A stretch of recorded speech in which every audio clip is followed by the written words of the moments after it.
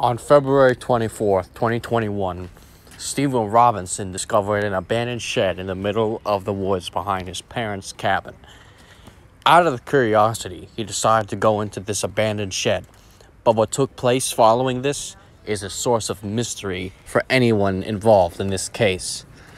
Stephen Robinson was never seen again after entering the shed. A few weeks later, the owners of the shed found a dead corpse lying on the shed floor.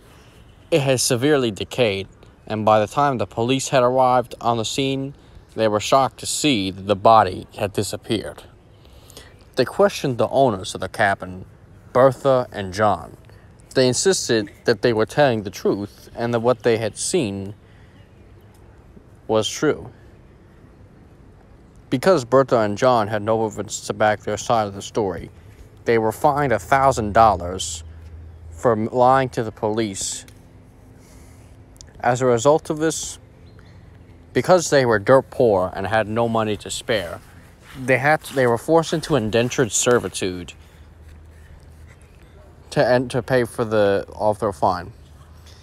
The case of Stephen Robinson became a cold case, and it wasn't until 4 months later that any major discoveries were made into the case of Stephen Robinson. Detective Ed Krudel picked up the case to find out the fate of Stephen and give his family some closure.